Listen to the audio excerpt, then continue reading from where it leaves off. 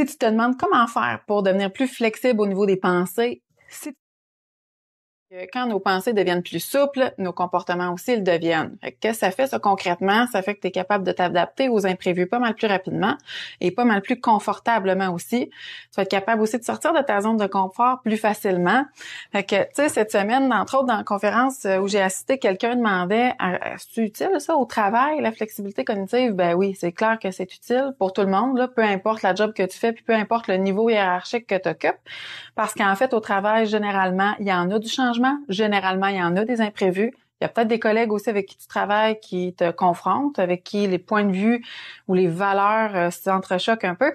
Fait que plus tu développes ta flexibilité cognitive, plus ça devient facile pour toi, puis ça devient confortable d'être en présence de ces situations-là ou de ces personnes-là. Fait que là, si tu te demandes comment faire pour développer une flexibilité cognitive, pense à un muscle qu'on étire. Hein? Plus tu fais des étirements, ben plus tu deviens souple. C'est le même concept. Faut apprendre à étirer ses pensées. Comment on fait ça, étirer des pensées? On s'amuse, entre autres, à imaginer d'autres points de vue que le sien, d'abord.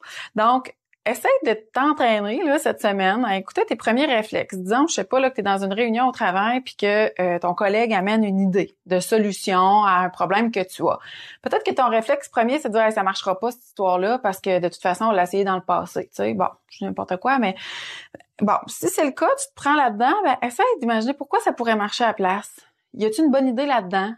Y a-tu quelque chose qu'on pourrait retenir de l'idée du collègue au moins ou s'en inspirer? Ça me donne-tu une bonne piste? Donc, la flexibilité cognitive, tu auras compris que c'est utile partout au travail ou à la maison parce que ça t'aide d'une part aussi à dépasser tes contraintes, c'est-à-dire, ben, tu sais, les petits accros du quotidien, là, qui nous chicotent des fois ou qui nous énervent. Donc là, ça va être plus facile pour toi de trouver des solutions puis de les accueillir. Ça, c'est une première chose. Puis, d'ailleurs, ça me fait penser la capsule de cette semaine. Si tu l'as pas vue encore, là, ma capsule sur YouTube, Annexe Consultation, va la voir. Tu vas voir là-dedans. J'ai demandé à mes enfants c'est quoi leur vision de ce que c'est être un adulte. Puis j'ai fait le même exercice. J'ai demandé à mon chum, par contre, c'est quoi pour lui être un enfant. Ils m'ont donné des réponses qui se ressemblent quand même pas mal à certains égards. Ça m'a fait sourire. Puis c'est ce que je te partage là-dedans. Puis tu sais, ça met la table, tu vas voir, au concept de flexibilité cognitive puis de pouvoir d'agir. Autrement dit, c'est que plus on devient souple au niveau de nos pensées puis de nos comportements, plus on est capable d'agir pour trouver des solutions qui nous satisfont.